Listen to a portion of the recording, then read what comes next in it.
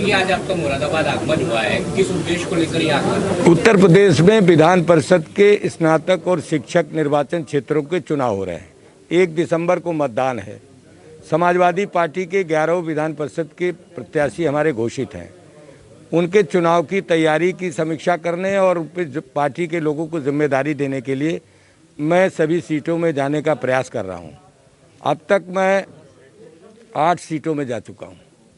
इसका निर्वाचन क्षेत्र बहुत बड़ा है और बड़े क्षेत्र में हमारे प्रत्याशियों ने पिछले 1.5 वर्ष से मेहनत किया है, मतदाता बनाए हैं, मतदाताओं से संपर्क किया है और मतदाताओं ने विश्वास भी दिलाया है कि हम समाजवादी पार्टी को वोट करें, क्योंकि भारतीय जनता पार्टी ने उनके साथ धोखा किया, शिक्षकों के जीवन के साथ खिलवाड़ किया, शिक्षित बेरोजगारों को कोई काम नहीं दिया।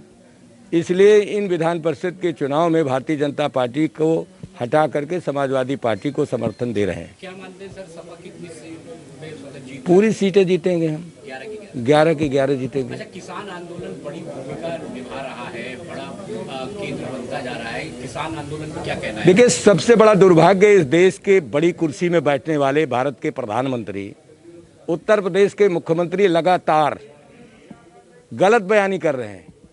2014 में भारतीय जनता पार्टी के नेता और आज के प्रधानमंत्री ने कहा था कि हम किसानों की आय दुगुना कर देंगे, लेकिन किसानों की आय दुगुना नहीं, किसानों की लागत मूल्य भी नहीं मिल रहा।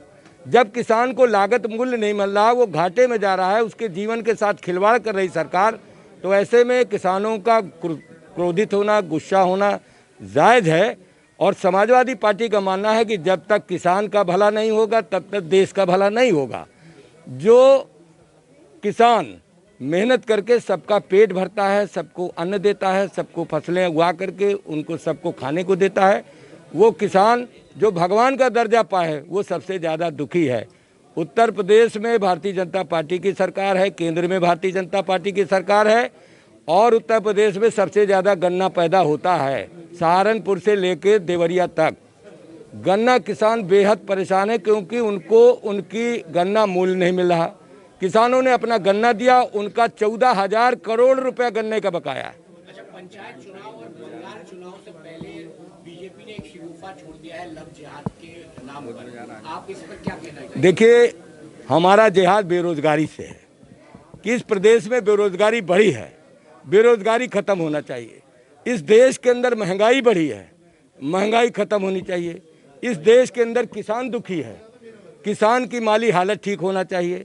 इस देश के अंदर बेरोजगारों को रोजगार मिलना चाहिए। लेकिन भारतीय जनता पार्टी जनता की मूलभूत समस्याओं से ध्यान हटाने के लिए भारतीय जनता पार्टी जुमलेबाजी, शिगुफेबाजी के अलावा कोई काम नहीं कर रही। अच्छा, एक अहम सवाल आपसे जानना चाहेंगे, परिवार में एक कला थी, 2022 चुनाव से पहले वो कला दूर होती हुई। समाजवादी परिवार में किसी तरीके की कोई कला नहीं है। समाजवादी पार्टी के राष्ट्रीय अध्यक्ष माननीय श्री अखिलेश यादव जी हैं, संरक्षक माननीय मुलायम सिंह यादव जी हैं। हमारे परिवार में किसी तरीके की कोई कला नहीं है। नहीं, वो कह रहे हैं, शिवपाल जी का बयान है कि अगर हमें सम्मानजनक सीटें मिलेंगी तो ये सम्मान कितने सीटों का हो सकता है? ये वही अपना बात बता पाएंगे जिनका नाम आप ले रहे हैं। प्रदेश अध्यक्ष आप भी हैं? मैं प्रदेश अध्यक्ष हूँ। मेरे राष्ट्रीय अध्यक्ष माननीय श्री अखिलेश यादव जी हैं। हमारा केंद्रीय नेतृत्व है, हमारा केंद्रीय नेतृत्व जो तय करता है उसी को हम फॉलो करते हैं। फिर भी कितनी सीटों पे सम्मान? फिर भी कोई सवाल नहीं है, इसमें कोई ज्योतिषी की बात नहीं है।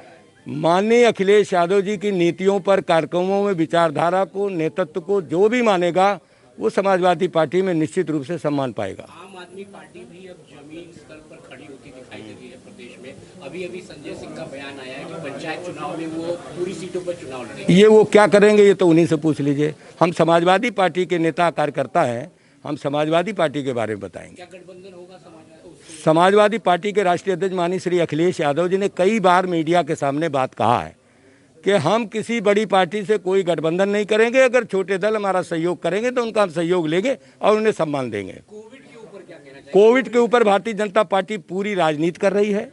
भारतीय जनता पार्टी ने कोविड का भय दिखाया और इस पर लूट मचाया। कोविड के नाम पर भारत सरकार ने एक बहुत बड़ा पैकेज घोषित किया और वो पैकेज कहीं दिखाई नहीं देता है। भारतीय जनता पार्टी ने देश के उद्योगपतियों से कोरोना के नाम पर बहुत पैसा लिया। भारतीय जनता पार्टी ने सामाजिक संस्थाओं से पैसा लिया। भारतीय जनता पार्टी ने धार्मिक संस्थाओं से पैसा लिया, भारतीय जनता पार्टी ने पार्लियामेंट मेंबरों का निधि ले लिया, भारतीय जनता पार्टी ने पार्लियामेंट मेंबरों की तनख्वाह ले ली, भारतीय जनता पार्टी ने उत्तर प्रदेश के विधान परिषद विधानसभा के सदस्यों का निधि ले लिया, पूरी विकास की निधि ले लिया, और विधायकों का वेतन से भी पैसा लिया जा रहा है, और उत्तर प्रदेश के कर्मचारियों से भारतीय जनता पार्टी ने इस देश के प्रदेश के लाखों कर्मचारियों से पैसा ले रही है। लेकिन जो स्वास्थ्य व्यवस्था है वो पूरी तरीके से ध्वस्त है और भारी लूट मची हुई है कोरोना वैश्विक महामारी के नाम। एक आखिरी सवाल आपसे लेना चाहेंगे सर कि बहन जी का एक बयान आया था, सपा को हराने के लिए वो बीजेपी को समर्थन कर सकती है, इस पूरे बयान पर क्या टिप्पणी? अब बहन जी क्या करेंगी क्या नहीं करेंगी ये तो बहन जी जाने। हम समाजवादी लोग हैं, हम समाजवादी पार्टी के लोग इस देश के अंदर बढ़ती हुई महंगाई, बेरोजगारी, भ्रष्टाचार को हटाने के लिए संकल्पित हैं, और किसानों की आय, मजदूरों की आय, दुकानदारों की आय बढ़े और सबका जीवन सुरक्षित हो। इस प्रदेश के अंदर किसी का जीवन सुरक्षित नहीं है।